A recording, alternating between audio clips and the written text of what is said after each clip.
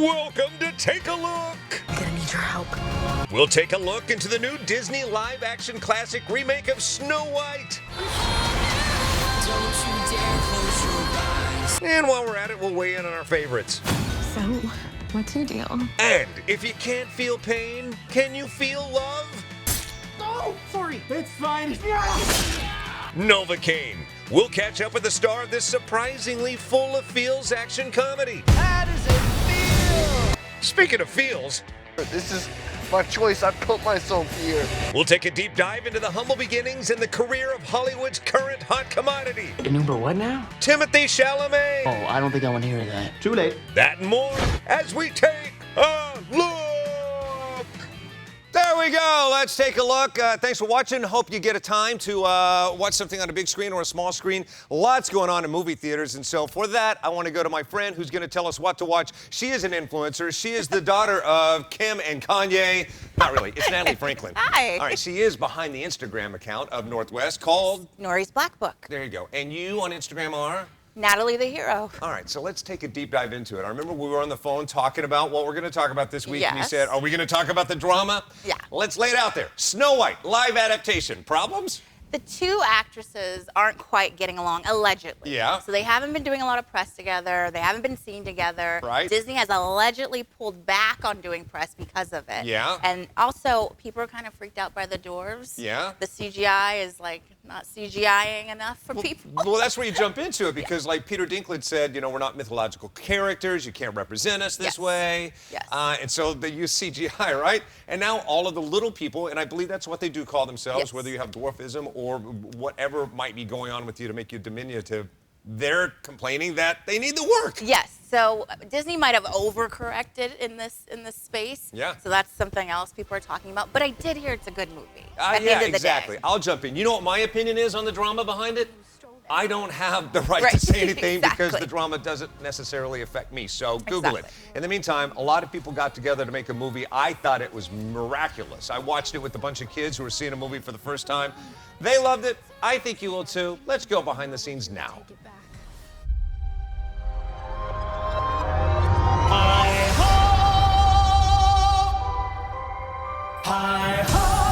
The original Snow White, it didn't break the mold, it created the mold. Somehow Walt Disney connects to something inside of us, a kind of childlike wonder and optimism. There's so much from this animated movie that we have taken from and used in our own. A lot of it with the design of the costumes and the designs of the set pieces. Action. First day I was shooting, I was a little nervous because I'm doing something that is so iconic. All of a sudden, I'm the evil queen and I get to say that. Magic mirror on the wall. Who's the fairest one of all? We started working on the different looks for the evil queen, and the amount of research that Sandy Powell, our costume designer, showed, it was like magic. This is based on the original iconic look of the Evil Queen, and I think it's a really striking look. It's a human. What did you think I was? Nothing. Ghost. When you think about Snow White, there's so much iconography. Your bickering won't fix a thing, so whistle while you work. Its place in history is very specific and incredibly powerful, and we wanted to honor it. Whistle while you work.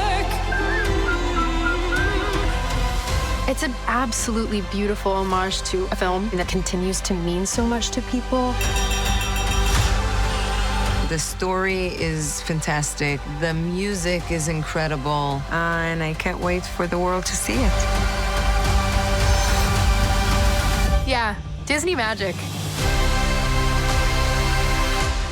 I hope the issues behind it don't affect the box office. That movie is a masterpiece. Yeah, Snow White's a classic story. Exactly. So how can you ruin Snow White? The original won all kinds of Academy Awards, technical effects, like the very first plane camera. I don't know if you've ever seen the camera that they captured each frame, but it's like a 30-foot camera that captures each layer of the movie for the animation. Wow, that's that Disney money. Yeah, speaking of Disney money, the Academy created 7 specific miniature Academy Awards to commemorate its Academy Award win for The Seven Dwarfs. All right, see it at your own risk. Your favorite Disney live-action adaptation, or are you against them altogether? No. I like Aladdin. I really liked Aladdin. Me too. Now, were you worried a little bit because, you know, what made the original was Robin Williams, so you're leaning on Will Smith to do the same for this? Exactly. Love Will Smith, but Robin Williams as a genie is like irreplaceable. So I was nervous, but they did such a good job of making it almost exactly like they animated, and I appreciated that. And the songs were all great and original. They had a couple new songs. Yeah.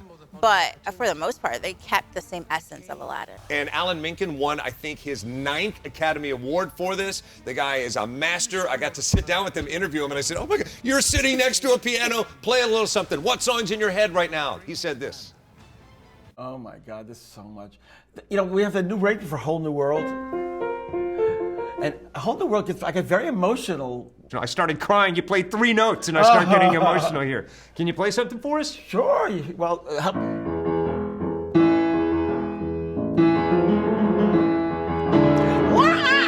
Oh my. Mr. Aladdin, sir, what will your pleasure be? Let me take you on a journey down. You ain't never had a friend like me. I can show you the world, shining, shimmering, splendid. Tell me, princess, now when did you last let your heart decide? So when you go to sleep at night, what's the song that's most likely going to be coursing through your head? Whatever I've been working on that day. Whatever you have? Yeah, pretty much. I just get stuck in there. An honor. Good Okay, to see you. same here. Cheers. Thank you. Did you see how geeked out I was? Like, honestly, I was sobbing in front of someone doing that live. It's just so crazy that people can just do that, just off the top of their head. Exactly. Just tickle the ivories like that. I can play A Whole New World on my little finger. Can you? Let me see. Like that. That's all How I did got. you even discover you know how to do that? It's also why I failed algebra. All right, coming up next, a movie that I think you're going to dig or hate. Love it or hate it, it's still in theaters right now, and I'll tell you why you should see Novocaine. Are you saying yes or no? I'm saying yes. We'll take a deep dive into it with the star next.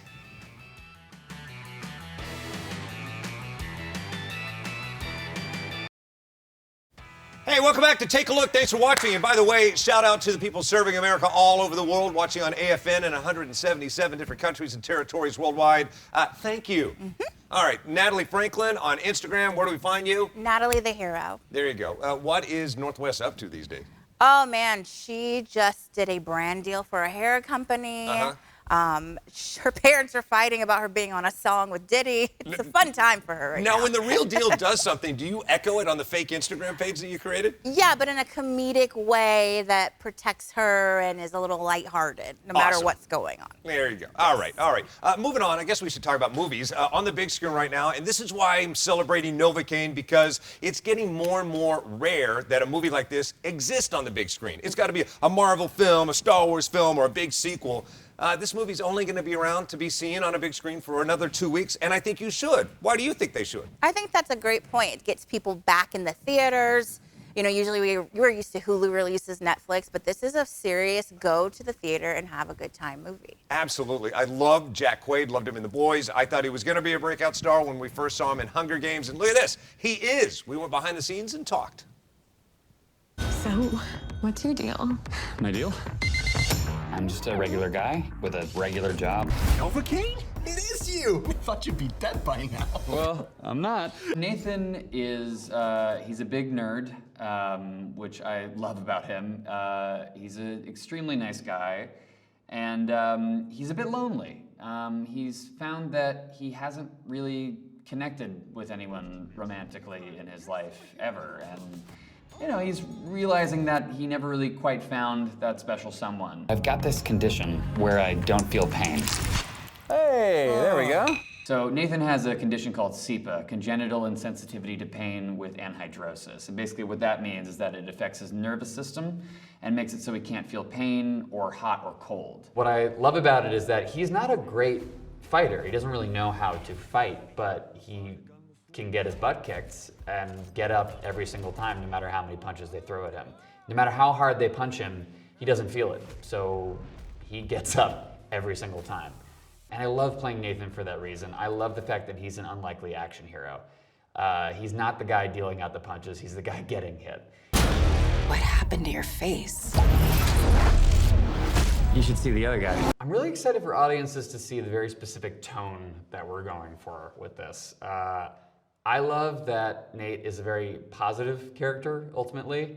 I like that he's, in a way, happy-go-lucky, despite all of the horrific stuff that happens to him. I love that it's a romance. I love that it's an action movie. I love that it's a comedy. It blends all these genres in a really cool, unique way that I've never really seen before. So I hope audiences enjoy that. It's going to be a wild ride, and I'm just excited to hear the reactions in the theater, because obviously, like, hopefully there'll be laughter and all that, but it's also going to be coupled with like screaming and whatever this noise is. Ah! And that's what I hope people do. Oh my God, what am I doing? I love that he made the cringe face. I'm making the cringe face during half the movie. Yeah. What's the cringiest scene for you? No. I think right there, they showed it in the trailer when he sticks his hand in the frying vat and the aftermath of what it did to his hand, and he didn't even feel it. The whole thing is cringy. I don't know how you cannot watch this and not be like, ugh. If you had the ability to turn off feelings, but you couldn't bring them back ever again for the rest of your life, would you? I would say yes, even though it's probably not the best decision, but I don't want to feel when I stub my toe anymore or hit my funny bone, so. Right. Yeah. But then you'd probably want to know if you were in fact burning yourself on something hot, so. If the arm is broken, Exactly. might be good information. It does have its issues. Thus the movie. Check it out. I love Jack Quaid in it. He said in there that his character is kind of the everyman. Jack Quaid's kind of that guy. He's like Tom Hanks for this century. Yeah, he's like an everyday Joe, but he's also really kind of tough. That's right. Go see Novocaine on the big screen. Speaking of screens, now on the small screen, we say just the opposite. See Wicked again at home. We'll tell you why we're going to take another look at Wicked with its director next.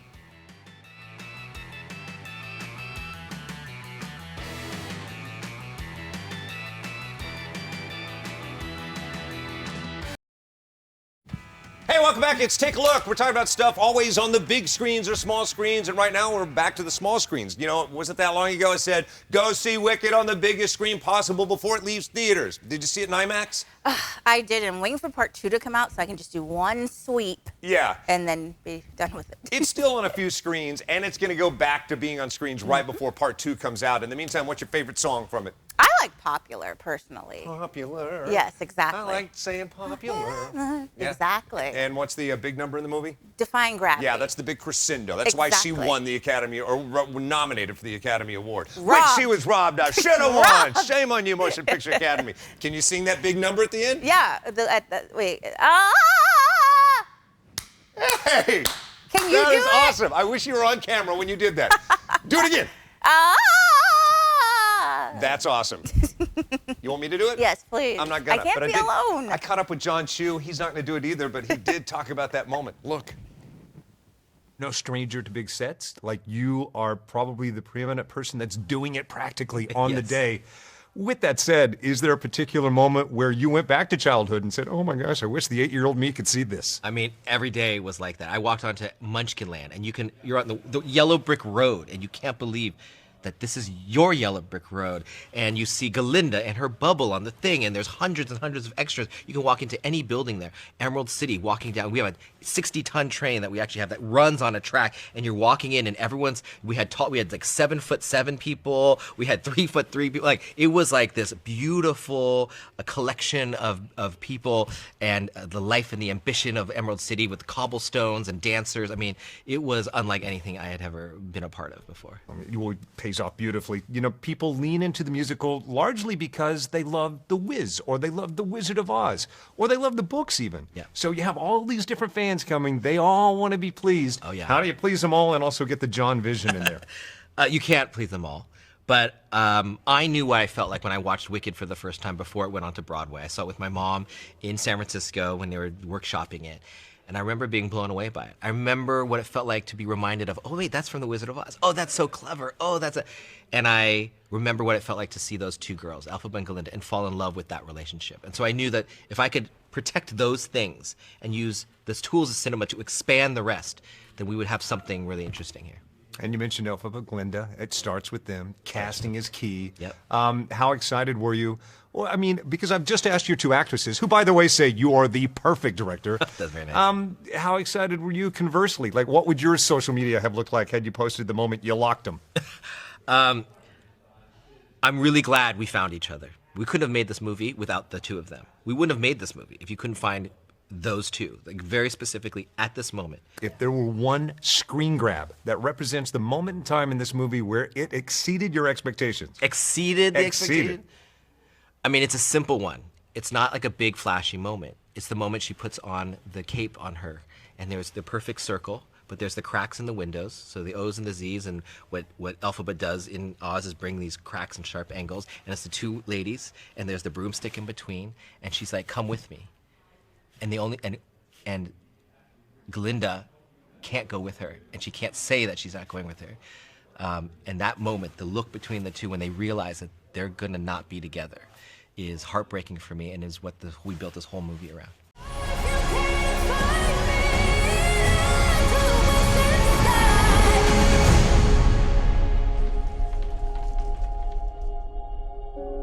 Don't be afraid.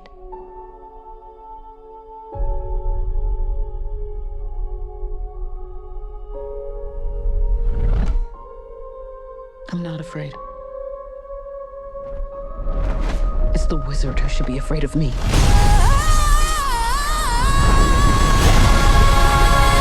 Such a beautiful moment. At the time of that interview, I reached in and I said, congratulations in advance. I'm one of the co-founders of the Broadcast Film Critics, the Critics' Choice Awards. I said, you're going to win.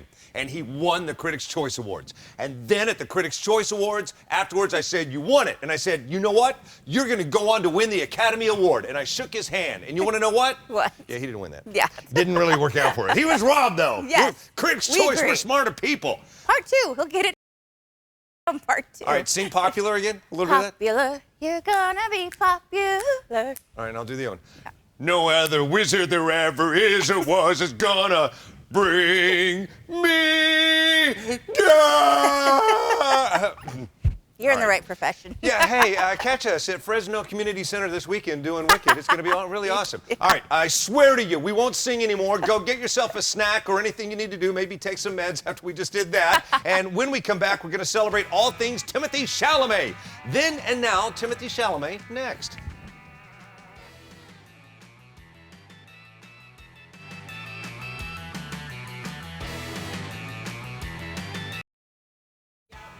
Hey, welcome back to Take a Look. My name is Mark S. Allen. Find me on Instagram at TV Mark S. Allen. If you're new, I try to bring people in to talk about movies that give a different perspective. There's a fake Instagram account for Northwest. It's called Nori's Black Book. Yes. And you created that. I did. You're an influencer. I am. What's the last thing you influenced people to do? I influenced them to watch Take a Look. Okay, thank you. Whether you align or not, I really appreciate the sentiment. All right, we were talking about Timothée Chalamet during the break, and I'm a huge fan. Relatively new adapter. You, however, said, you don't hate. I just don't understand why people think he's hot. And Gwyneth Paltrow said it best. He's the thinking man sex symbol. Yeah. And I'm going to go with her on that. Like, he's not hot, but he is very charismatic. He has a lot of charisma. He is the it guy in Hollywood, and it follows 4 phases that I'll talk about in just a little bit. But there is nothing that he has lent himself to that hasn't been just truly, truly great. And I remember back in the day when he first came on the scene, he had done 2 or 3 movies. People still really weren't talking about him. Nobody knew him. I went to interview Steve Carell, and suddenly he was paired with this kid no one knew named Timothée Chalamet. And I really wasn't happy that the kid was talking. I was like, kid, shut up so I can talk to Steve Carell. Right. Now, if I was doing it, Steve, shut up so I can talk to Timothée Chalamet. Exactly. Anyway, Beautiful Boy is a beautiful, hard-to-watch movie. We talked about that. Take a look.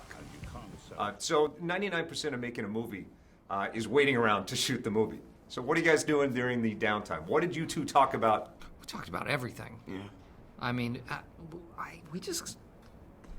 don't want to speak for for Timothy, but I think we got along pretty well, like Yeah? the entire time. Yeah. Mutual worship taking place. I loved you in Lady Bird. I loved you in The Office. No, well, I hadn't really been. I mean, I'm sure about Law and Order episode I did when I was 13, but like, no, I feel like I had to go through the experience of like, okay, let's put a lid. But you know what? I was really helped in that I guess we were playing father-son, so there's kind of an intimacy there that is required almost immediately. But Steve is like such a great human and professional, and God, the number of things I would like observe from the way you carry yourself on set that I do now, like on things that I've taken really and I've stolen and. Well, I felt exactly the same way. He is the epitome of a decent guy. It's impossible to not like him. The decency on this side of the room is. I gotta be honest. Good to see you too. Thank you. Yeah, he is a good guy. I've always enjoyed talking to him, and it seems to have a good head on his shoulder. He crushed it on Saturday Night Live. If you haven't seen that, He's dating Kylie Jenner. Yeah. Now I don't know why she was sometimes seated next to him and then sometimes gone. Like, was she getting snacks? Was she getting like milk duds? I think his mom was there, so they were like switching seats. Oh, okay. Then, as you know, they have seat fillers, Right. and it's just. I've interviewed him 8 times. Ask me if there's going to be a 9th time. Will there be a 9th? I don't know. I don't know if you saw the Academy Awards, but this happened. I wasn't going to let him pass me up. I reached out, I grabbed him. I wasn't going to let go. You can kind of see me holding him longer than he wants to be there. He yanks himself away from me. And his publicist said, "Who was that guy? He's never talking to that guy again." There are 4 stages in a career, and it doesn't matter whether it's Tom Cruise or Harrison Ford. It's who's Timothy Chalamet? Give me Timothy Chalamet. Give me a younger Timothy Chalamet. Right. Who's Timothy Chalamet? Right. He's currently on the Get Me Timothy Chalamet saga of his career. Absolutely. That's the chapter that's going down right now. Absolutely. All right, he won me over. I've always liked him, but when I saw how good he was comedically on SNL, that guy, he's got the goods. I think that kid's going to go somewhere. He's a theater kid, of course. Exactly. And he's young enough to win the Academy Award down the road. All right, once again, on Instagram, we find you. Natalie the Hero. I'm at TV Marcus Allen. You have yourself a good one. On YouTube, be sure and like and subscribe and go do stuff. See ya. Right on.